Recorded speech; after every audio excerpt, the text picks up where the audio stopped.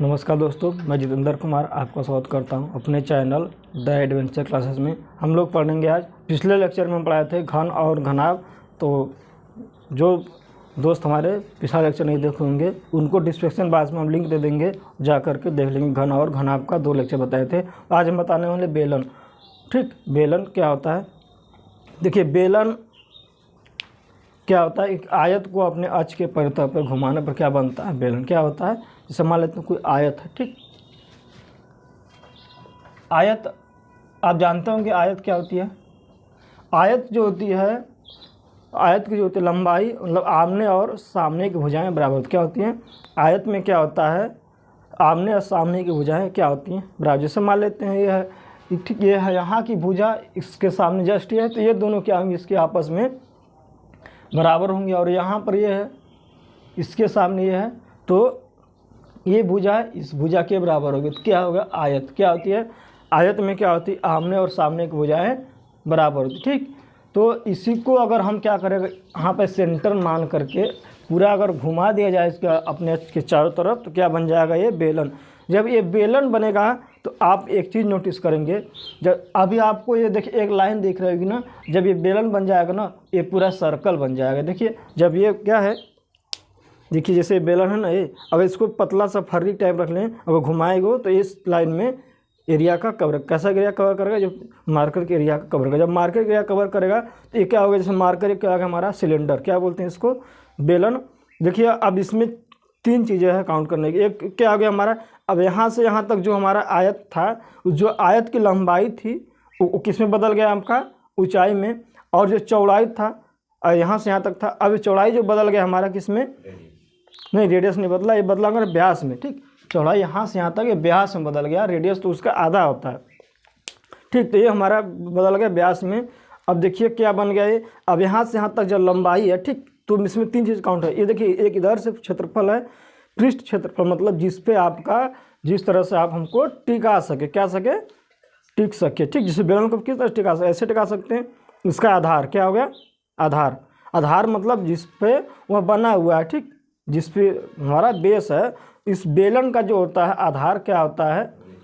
अब देखिए ये किस आकार का है? अगर ये देखा जाए तो वृत्त के आकार। देखिए ध्यान से, किस आकार का है? वृत्त का आकार। तो बेलन का आधार जो होता है वृत्त होता है। क्या होता है? समझ आ रहा है? ठीक, तो बेलन का आधार जो होता है वृत्त होता है। क्या होता है? तो वृत्त। अब वृत्त के बारे में आप जानते होंगे कि अगर पूछ दिया जाए, ठीक, आपको यहाँ पर समझाएगा बेलन का आधार क्या होता है, वृत्त होता है। तो सबसे पहले जो होता है, किसी भी चीज़ का आयतन जब निकलता है, क्या निकलता है? किसी भी, कोई भी शेप हो, शेप कोई भी हो, किसी भी आकृति का क्षेत्र आयतन जो होता है, आधार का क्षेत्रफल गुणा चाहिए। क्या होता है? किसी भी आकृति कोई भी है, उसका आयतन जो होता है, किसी भी आकृति का आयतन जो होता है, आयतन बराबर होता है आधार का क्षेत्रफल गुणे ऊंचाई। आधार का क्षेत्रफल गुणे ऊंचाई क्या होता है? आधार का क्षेत्रफल गुणे ऊंचाई।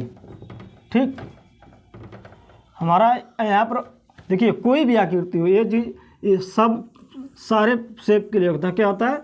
आपका चाहे कोई भी शेप हो, प्रिज्म हो, पिरामिड हो, चाहे बेलन हो, शंकु हो, गोला हो, चाहे अर्धगोला हो, चाहे जो भी हो, सबके लिए ये लागू होता है। क्या होता है? यूनिवर्सल फार्मूला आयतन। क्या होता है? समझ में आ रहा है कि नहीं? क्या होता है? आधार का क्षेत्रफल गुणे ऊंचाई। अब इसमें इसी फार्मूला पर आप आयतन को लगा सकते हो। देखिए, अब बेलन हो गया। ठीक, बेलन का आधार अभी क्या बताए थे? वृत्त होता है। क्या होता है? अब यहाँ से यहाँ तक देखा जाए, इसको जब घुमा देंगे तो कैसे आकृति, जब इसको हम घुमा देंगे अपने अक्ष के चारों तरफ, तो आपकी आकृति जो बन जाएगी, ये वाली आकृति बनेगी। क्या बनेगी? ठीक, ऐसी आकृति बन जाएगी। ठीक, ऐसी आकृति बन जाएगी। जब ऐसी आकृति बन जाएगी तो देखिए, जो हमारा लंबाई काम कर रहा था ना, ये हो जाएगा ऊंचाई काम करे। क्या हो जाएगा? हम बेलन की ऊंचाई को मान लेते हैं, क्या मान लेते हैं? अभी बेलन बन गया। क्या बन गया? बेलन को इंग्लिश में बोलते हैं सिलेंडर। ठीक, क्या बोलते हैं? सिलेंडर। हिंदी में क्या बोलते हैं? बेलन। अब बेलन था, ये क्या था? आपका आयत था। क्या था? ये आयत था। अब जो यहाँ से यहाँ तक हमारी चौड़ाई थी, जो चौड़ाई क्या बदल गई? किसमें? डायमीटर। डायमीटर मतलब होता है व्यास। क्या होता है? व्यास। तो यहाँ से यहाँ तक जो आपका व्यास हो गया, क्या हो गया? ये व्यास। अब देखिए, जो व्यास हो गया, अब ये जो आयत में क्या था? एक सिंपल आपकी रेखा थी। अब ये रेखा ना बन के वो क्या बन गया? एक सर्कल बन गया। किसमें बदल गया? सर्कल मतलब वृत्त में। तो वृत्त का व्यास क्या हो गया, डी। डी को ठीक, डी को व्यास बोलते हैं, क्या बोलते हैं, इंग्लिश में लिखते हैं डायमीटर, आपको बुक में दिया जाता है, कहीं भी डी लिख दिया जाता है, क्या होता है, डी। तो अब ये हो गया व्यास, डी बराबर क्या होता है, व्यास, क्या बोलते हैं, व्यास। डी को क्या बोलते हैं, व्यास या फिर डायमीटर। अब देखिए त्रिज्या क्या होता है, किस त्रिज्या जो होती है किसी भी डायमीटर का आधा होती है, क्या होता है त्रिज्या। मतलब त्रिज्या को हम ऐसे डिफाइन कर सकते हैं, जिसे मान लेते हैं आप कुछ नहीं आता आपके बारे में, तो आप एक क्या लीजिए, एक धागा लीजिए, ठीक। अब धागे के किनारे पर कोई भी आप कंकड़ वगैरह कुछ भी बांध करके जिस सेंटर पे घुमाइए, ठीक। जैसे मान लीजिए यहाँ पर आप, ये हमारा मान लीजिए कोई चीज़ खूंटा ही बन रहा है, ठीक। अब इसके चारों तरफ क्या बनिए, आप रस्सी लीजिए, रस्सी में कुछ भी कंकड़ वगैरह चाहिए कुछ भी बांध करके घुमाइए, ठीक। तो एक सेंटर से, इस पॉइंट से जितना दूरी आप कवर करते हैं, क्या करते हैं, जितना दूरी कवर क्या कहते हैं, त्रिज्या। तो इस पॉइंट से जो बाहरी दूरी होगी, जिसे त्रिज्या को आप समझने के, आप क्लास 9 के स्टूडेंट हैं तो आपको त्रिज्या समझने में थोड़ा सा दिक्कत होगा, ठीक। तो ये हमारा हो गया बिंदु, क्या हो गया, बिंदु। आपको नहीं समझ में आ रहा होगा, एकदम से सिंपल देखिए, ये हो गया हमारा पॉइंट। इस पॉइंट पे यहाँ पर गाड़ दीजिए, क्या लीजिए, किसी भी चीज़ को पत्थर से ठोक दीजिए। अब इस पॉइंट से क्या लीजिए, धागा बांध लीजिए, आप घुमाइए चारों तरफ। तो जहाँ पर पहुँचेगा पिंड, जहाँ पर आपका धागा मान लीजिए यहाँ से यहाँ तक पहुँच जाता है, ठीक। तो ऐसे ही पूरा घूमेगा ही। तो यहाँ से यहाँ तक जो पहुँचेगा ना, तो इस बिंदु से इस बिंदु की दूरी क्या कहलाती है, त्रिज्या। क्या कहलाती है, त्रिज्या। और जो इस पॉइंट से इस पॉइंट, अब देखिए बाहरी पॉइंट से बाहरी पॉइंट की दूरी क्या कहलाती है, व्यास। क्या कहलाती है, व्यास। ना समझ में आना तो घर पे जाना, तो भैंस बना होगा ना, देखना जाके, जितना घूम जाए भैंस, दूरी क्या हो गया, वो त्रिज्या। यहाँ से यहाँ तक क्या हो गया, व्यास, और यहाँ से यहाँ तक क्या हो गया, ये दूरी अब क्या कहलाती है, त्रिज्या, ठीक। तो अब व्यास और त्रिज्या में अंतर समझिए। अब ज़्यादातर बच्चे करते कहाँ हैं कि व्यास दिया रहेगा, व्यास के जगह मान लेंगे त्रिज्या, तो आपका क्वेश्चन गलत है। जब भी आपको व्यास की बात करे तो आपको क्या करना है, त्रिज्या निकालना है, ठीक, तभी आपका फॉर्मूला। तो ये अब व्यास और त्रिज्या में अंतर समझ आ गया होगा। अब देखिए किसी भी चीज़ का यह बन गया हमारा। अब इसमें 3 चीज़ें बहुत इंपॉर्टेंट, एक होता है आयतन, इसमें जो पहला किसी भी चीज़ का आयतन होता है, उसके बाद आता है इसका वक्र पृष्ठ। वक्र पृष्ठ का मतलब ये होता है, वक्र पृष्ठ मतलब जैसे मान लीजिए यहाँ पर है, ठीक, ये है, इसको हम रोल करें मतलब घुमाएं, मतलब ज़मीन पर रोलर मान लो बड़ा सा है, इसको घुमाएं तो एक चक्कर में जो जितना एरिया को रोल कर सकता है, मतलब समतल कर सकता है, वो कराता है वक्र पृष्ठ, ठीक। तो वक्र पृष्ठ में क्या क्या हो रहा है, आपका इस पॉइंट से तो दिख नहीं रहा है, ये पॉइंट तो दिख नहीं रहा, लेकिन हाँ त्रिज्या दिख रही है। अगर ज़्यादा मोटा रहेगा तो एक बार में ज़्यादा एरिया को कवर कर, ठीक। जितना रेडियस बड़ा रहेगा, मतलब ये चीज़ जो है यहाँ से यहाँ तक त्रिज्या जितना बड़ा रहेगा उतना बड़ी आकृति होगी, और एक बार में ज़्यादा एरिया कवर करेगा। क्या करेगा, ज़्यादा एरिया कवर करेगा, ठीक। अब उसके बाद ज़्यादा आपका ज़्यादा लंबाई भी होगा, मतलब ये ऊंचाई, ठीक, मान लीजिए ऊंचाई यहाँ से यहाँ तक है तो ज़्यादा एरिया और कवर करेगा। मतलब किसी वक्र पृष्ठ जो होता है डिपेंड करता है उसकी ऊंचाई और त्रिज्या पर, ठीक। तो अब देखिए हो गया ये वक्र पृष्ठ। वक्र पृष्ठ निकले कैसे, वक्र पृष्ठ का मतलब होता है आधार का परिमाप। देखिए यहाँ से अगर एज क्या होता है, आधार हो गया, तो जितना बड़ा होगा उतना ज़्यादा होगा, तो क्या होगा कि आधार का परिमाप गुणे ऊंचाई। क्या होता है, वक्र पृष्ठ होता है आधार का परिमाप गुणे ऊंचाई। ये चीज़ हर जगह लागू होता है। क्या होता है,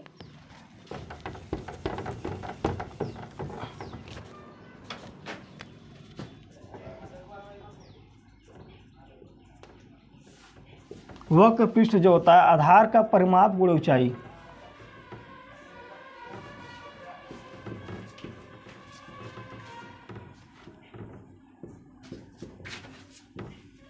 आधार का परिमाप गुणे ऊंचाई, ठीक। ये देखिए किसी भी चीज़ का लागू होता है, जो लिख रहे हैं ना फार्मूला, ये किसी भी शेप के लिए लागू होता है, ठीक। तो आयतन जो होता है आधार का क्षेत्रफल गुणे ऊंचाई हो गया। अब हो गया वक्र पृष्ठ जो होता है आधार का परिमाप गुणे ऊंचाई। उसके बाद आता है संपूर्ण पृष्ठ। संपूर्ण पृष्ठ का मतलब होता है आपका जितने जैसे वक्र पृष्ठ में क्या था, हम रोल कर रहे थे मतलब घुमा रहे थे, तो जितना एरिया कवर कर रहा था किसके बराबर था, वक्र पृष्ठ का समपूर्ण पृष्ठ का मतलब ये हो गया, आप जो रोल करें तो वो तो समतल करेगा ही, जो सामने से ये वाला है वो भी काउंट होगा। ठीक, अब जब ये काउंट होगा तो इसका भी एरिया काउंट करेगा। अब देखिए ये तो था आपका वक्र पृष्ठ, अब उसके बाद ये दोनों, मतलब ये दोनों जो है आपका आधार का क्षेत्रफल। ठीक, दोनों आधार, एक आधार क्षेत्रफल पाई स्क्वायर हो गया, ये गया, तो मतलब इसमें क्या होगा, संपूर्ण पृष्ठ में क्या होगा, वक्र पृष्ठ प्लस दोनों सिरों का क्षेत्रफल क्या होगा, संपूर्ण पृष्ठ होता है, संपूर्ण पृष्ठ में दोनों आ जाएगा, क्या आएगा, वक्र पृष्ठ आएगा, उसके बाद से दोनों सिरे का क्षेत्रफल क्या होगा,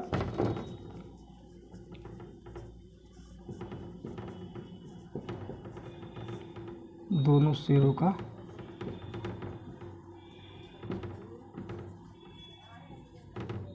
क्या हो गया, संपूर्ण पृष्ठ जो हो जाएगा वक्र पृष्ठ प्लस दोनों सिरों का क्षेत्रफल।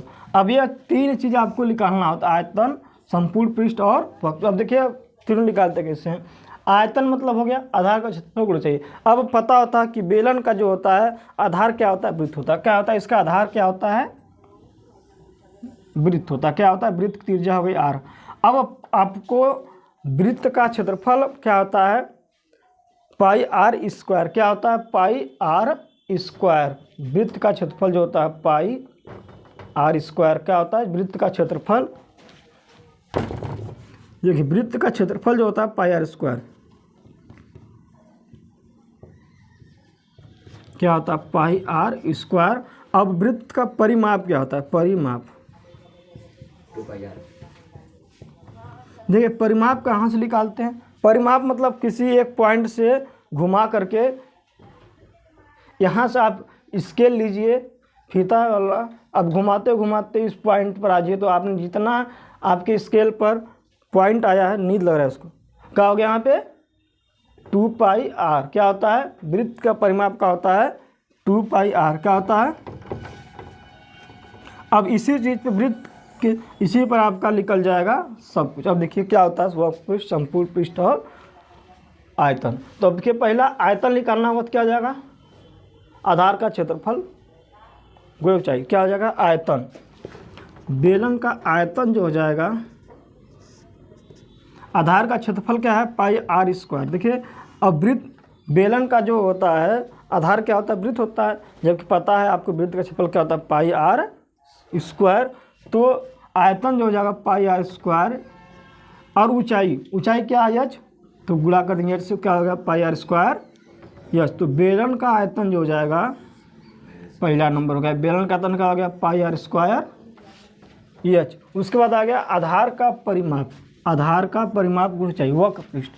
ठीक, आपको ज़्यादा क्वेश्चन पूछ दिया जाता है कि एक रोलर है, उसको ज़मीन पर एक चक्कर लगाने में कितना एरिया कवर करेगा। ठीक, तो ऐसा क्वेश्चन अभी पूछेगा तो क्या पूछ रहा है आपका, वक्र पृष्ठ। तो वक्र पृष्ठ क्या हो जाएगा, वक्र पृष्ठ क्या हो गया, आधार का परिमाप गुणे ऊंचाई। अब वृत्त होता है, वृत्त का आधार क्या होता है, और बेलन का आधार वृत्त, तो वृत्त का परिमाप क्या होता है, 2 पाई आर, क्या होता है, 2 पाई आर। अब ऊंचाई क्या हो गया, यच। तो आपका वक्र पृष्ठ होगा 2 पाई आर एच, क्या हो गया, 2 पाई आर एच। उसके बाद आता है संपूर्ण पृष्ठ।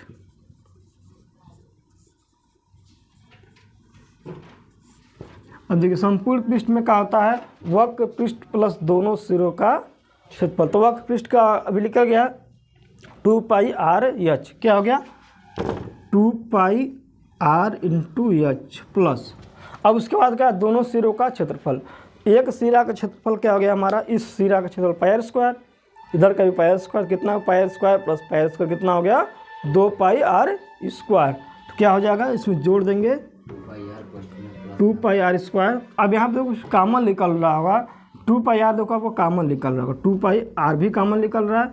तो यहाँ से क्या बचेगा, एच, यहाँ से 2 आर 2 है, मतलब आर का पावर 2 है, भाग देंगे आर से, फिर कॉमन निकालेंगे, कॉमन निकालने में क्या करता है, इस संख्या में भाग देना होता है। तो यहाँ से आर कॉमन निकालेंगे, बच कितना आपका आर बच जाएगा आर स्क्वायर में से, तो एच प्लस आर। तो संपूर्ण पृष्ठ का हो गया आपका, संपूर्ण पृष्ठ का हो गया 2 पाई आर कोष्टन एच प्लस आर। ठीक, आपका तीसरा नंबर। ये तीन चीज़ें जो है बेलन में पूछी थी, वक्र पृष्ठ, संपूर्ण पृष्ठ और आयतन। ठीक, अब देखिए, अब कोई आप समझ गए होंगे कि फार्मूला क्या होता है, वक्र पृष्ठ, संपूर्ण पृष्ठ और आयतन। अब मान ले तो कोई क्वेश्चन दिया है, क्या दिया गया, कोई क्वेश्चन दिया गया और बोल दिया कि बेलन क्या है, एक बेलन है जिसकी ऊंचाई मान लिया गया है 5 सेंटीमीटर। क्या है ऊंचाई, 5 सेंटीमीटर। ऊंचाई को हमेशा दर्शाते हैं एच से, क्या दर्शाते हैं, एच से। ये दे दिया गया 5 सेंटीमीटर, क्या दिया गया है, एच का मान दे दिया गया है 5 सेंटीमीटर। क्या है, उसके बाद बोला कि इसकी त्रिज्या जो है हमारी 7 सेंटीमीटर। क्या है, त्रिज्या 7 सेंटीमीटर। त्रिज्या को दर्शाते हैं आर से, किससे दर्शाते हैं, आर से। दे दिया गया 7 सेंटीमीटर। क्या दिया है,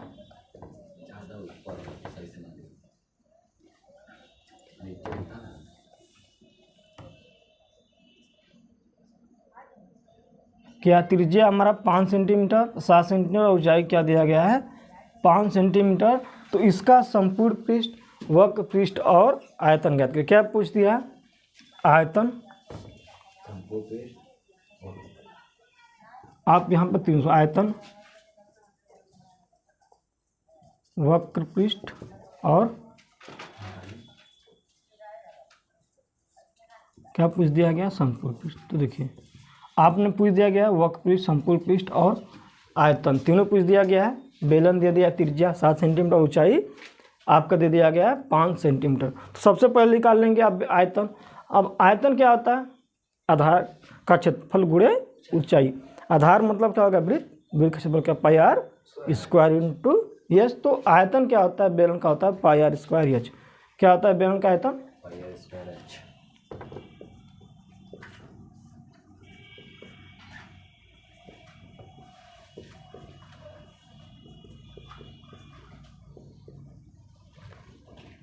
क्या होता है बेलन का आयतन, पाई आर स्क्वायर एच। तो अब यहाँ पे निकल जाएगा। अब देखिए क्या दिया गया, बेलन का आयतन। अब पाई का बारे में नहीं पता होगा तो आप याद कर लीजिए, पाई कहीं कभी जो क्वेश्चन में क्या होता है, आपका पाई का मान नहीं रखा होता है, डायरेक्ट आंसर पाई में दे दिया जाता है, या फिर कहीं आपको लिखना होता है। पाई का मान होता है 22/7। क्या होता है, उसको नोट कर लीजिएगा।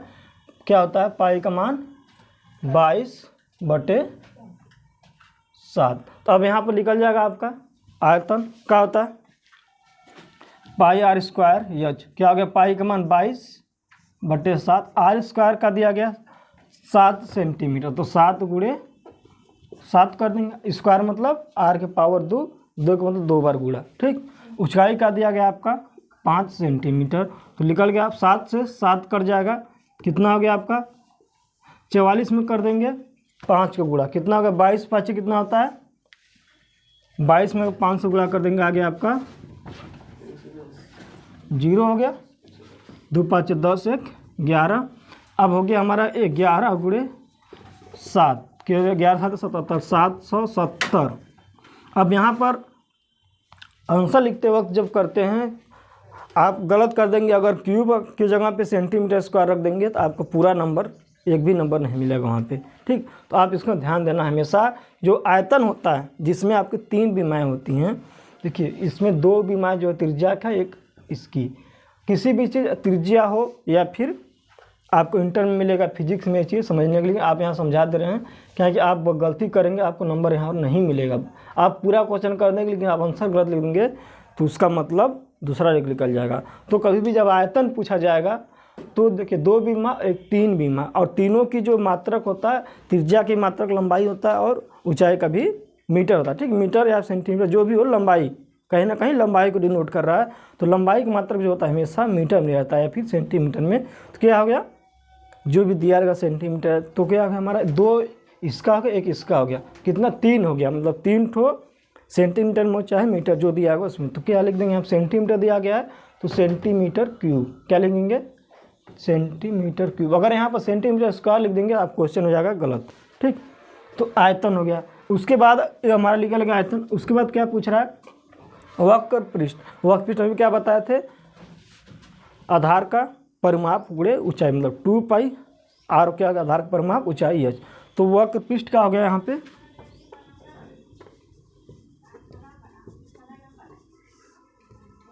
2πr into H. क्या हो गया 2πr एच, क्या हो गया 2 गुणे पाई का मान 22/7, आर का मान आपका दिया गया 7, ऊंचाई 5 सेंटीमीटर।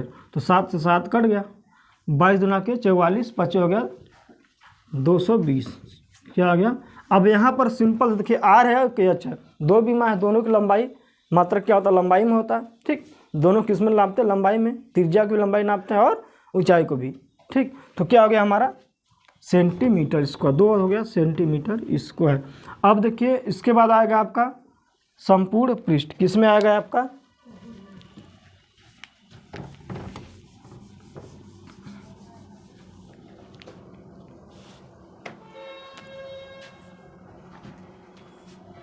संपूर्ण पृष्ठ।